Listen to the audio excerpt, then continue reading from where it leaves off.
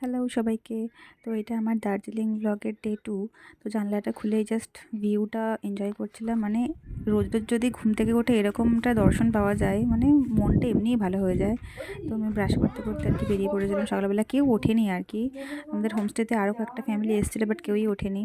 আমরাই উঠে ঘোরাঘুরি করছিলাম, এদিক ওদিক দেখছিলাম। আর এইটা হচ্ছে সারাউন্ডিংসটা, মানে হোমস্টের যে উঠোনটা সেখান থেকে বেরিয়ে আর কি পাহাড়ের ওপরে অবভিয়াসলি। তো এই হচ্ছে চারিদিকটা, মানে এরম যদি বাড়ি হতো, এরম জায়গায় আমাদের বাড়ি হলে মানে জীবনটাই আর কি মানে পাল্টে যেত। এত সুন্দর, মানে ঘুম থেকে উঠে এই দৃশ্য, মানে চোখটা এমনি জড়িয়ে যায়। তো আমরা আমাদের হোমস্টেতে কালকে দুপুরবেলা চেক ইন করেছিলাম।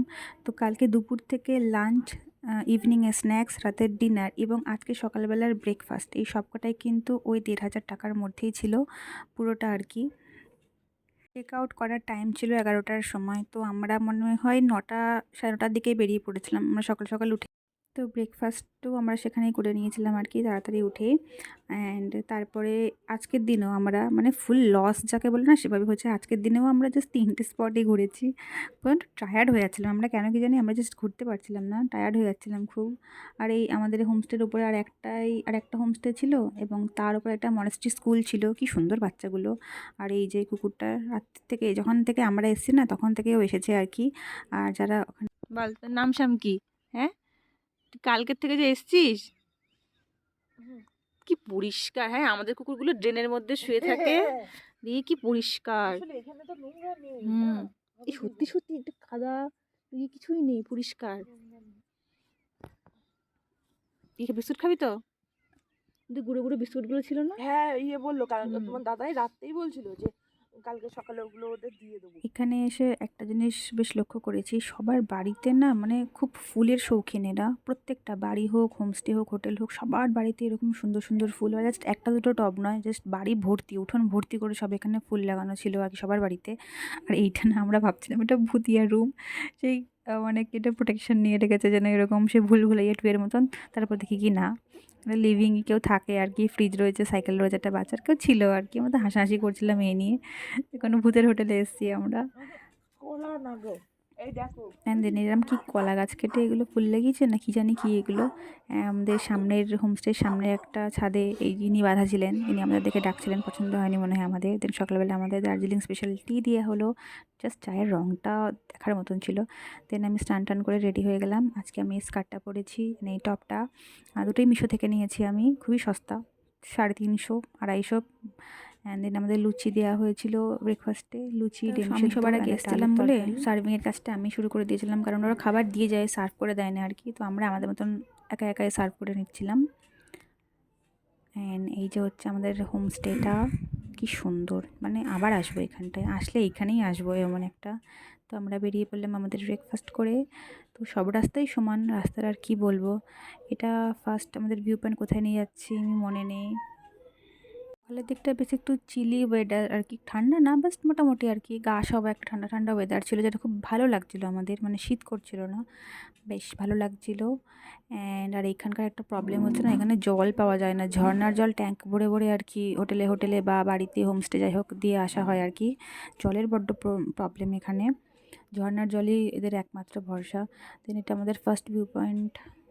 এই সিঁড়ি দিয়ে নিচে নেমে যেতে হয়। এটা একটা বুদ্ধা মন্দির ছিল।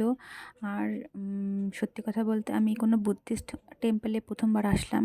আর ভেতরে এসে না পুরো এত মনটা শান্ত হয়ে যায় না, যেরকম আমরা আমাদের কালী মন্দির, দুর্গা মন্দির, শিব মন্দির আসলে যেরকম ফিলিংসটা হয় না, ঠিক সেরকম আর কি। প্রচণ্ড পজিটিভ একটা কীরকম বলবো, এনার্জি ফিল করতে পারছিলাম, একটা পজিটিভ ভাইবস ছিল। মনটা রীতিমতন শান্ত হয়ে গেছিলো। আর ওদের একটা বুদ্ধিস্টের সামথিং হয়তো মন্ত্র বা একটা সং চলছিল। মানে কতক্ষণ যে আমরা ওখানে দাঁড়িয়েই ছিলাম, মানে জাস্ট শুনছিলাম, দাঁড়িয়েছিলাম আমরা ওখানে, সবাই কিছুই করছিলাম না, জাস্ট দাঁড়িয়েছিলাম। মানে এত ভালো লাগছিলো জায়গাটা আর কি, খুব পিসফুল লাগছিলো, মন শান্ত হয়ে যায়। আর ওখানেও কিছু, আর ওখানকার ক্যান্ডিগুলো না একটু অন্যরকমই, মানে আমাদের নদিয়া ডিস্ট্রিক্টে এরকম ক্যান্ডি পাওয়া যায় না আর কি। সেখান থেকে কিছু নিয়েছিলাম। আর এই সেখানকার থেকে একটুখানি ভিউ দেখা যাচ্ছিলো। দেন আমরা বাতিশিয়া লুপে আসলাম আর কি।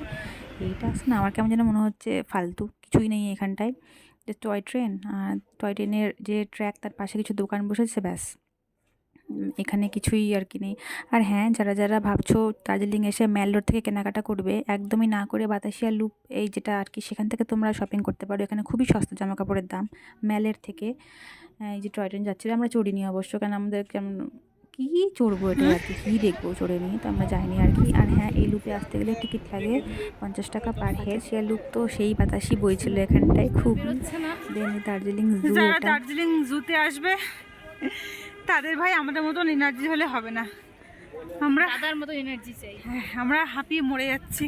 এই হচ্ছে দার্জিলিং জুয়ের রাস্তা, ওই যে নিচের ব্যাক দিয়ে এইখান দিয়ে ঘুরে ইউটার্ন নিয়ে ওইদিকে, ড্রাইভার এলো না। হ্যাঁ ওইখান দিয়ে ইউটার্ন নিয়ে এসে আবার এইখানে, এই যে আমাদেরকে দেখতে পুরো সেই এইখান দিয়ে ইউটার্ন নিয়ে এসে এইদিকে ভাই, মানে মোটামুটি জান প্রাণের দম থাকতে হবে, তবেই কিন্তু দার্জিলিং আসতে হবে। আমরা দেন সারাদিন ঘোরার পরে আমার জুতোর যে অবস্থা, স্ক্র্যাচ পড়ে গেছে জুতোয়। দেন হোটেলে, দার্জিলিং ম্যালে একটা হোটেলে এসেই আমরা আর কি রেডি হয়ে গেছিলাম, জাস্ট কার্ডটা চেঞ্জ করেছিলাম। ওখানে লোকাল একটা রাস্তা থেকে চা খেলাম, একটা লোকাল স্ন্যাক্স, এটা সুজি আর ময়দা সামথিং দিয়ে বানানো, খুব একটা ভালো ছিল না, আমার তো ভালো লাগেনি। ম্যাল রোড, দার্জিলিং এর কুকুর ভাই এত হ্যান্ডসাম। হ্যাঁ এটা কি হচ্ছে? হ্যাঁ আমরা ভিডিও করছি তো হ্যান্ডসাম, তোকে সুন্দর দেখানোর জন্য। আমরা আমাদের দেশে গিয়ে বলবো, নদিয়াতে গিয়ে, তো তোরা কত সুন্দর। হ্যাঁ আর এই গানটা করছিস কেন? আর বললো তো পারমিশন দিলে এখান থেকে নেওয়া যায়। তুলে নিয়ে যাবো কিন্তু। আর এই যে হচ্ছে ম্যাল রোডের যে মিডিলটা, যেখানে একটা গোল সার্কেল টাইপের সিমেন্টের সামথিং ছিল আর কি, এত সুন্দর লাগছিল রাত্রেবেলায়। আর প্রচণ্ড ভিড় ছিল রাস্তার মধ্যে আর কি।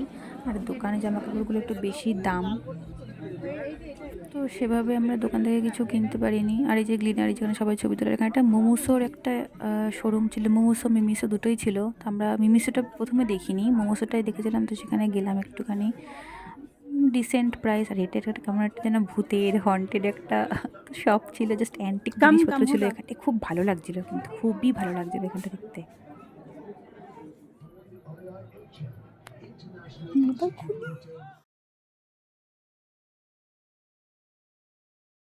হ্যাঁ ঝাল না তো।